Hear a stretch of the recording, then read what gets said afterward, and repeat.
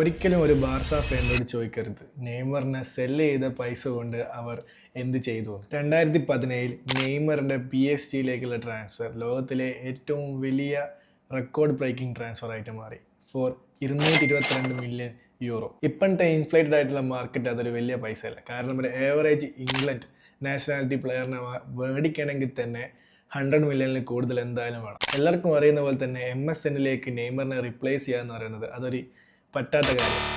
എന്നാലും Barca board നെയ്മറിൻ്റെ ആ പൈസ വെച്ച് ചെയ്തത് ക്ലബിന് തീരെ ഒരു ഹെൽപ്പ് കിട്ടിയില്ല. നെയ്മർ ജെആറിൻ്റെ ഡിപ്പാർച്ചറിന് ശേഷം വിത്തിൻ വീക്സ് ആണ് ഉസ്മാൻ ഡെംബലെ സൈൻ ചെയ്തത്, അതും 105 മില്യൺ യൂറോ.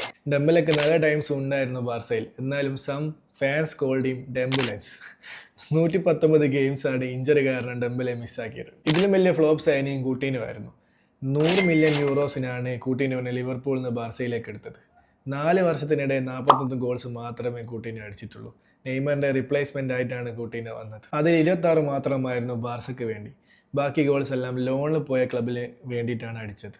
അതിൽ 2 എണ്ണം ബാർസയ്ക്ക് എതിരായിട്ടും അടിച്ചു. In the famous match between Barca and Bayern 2-8 Barca തോറ്റ കളിയിൽ 2 ഗോൾ കൂട്ടീനോയാണ് അടിച്ചത്.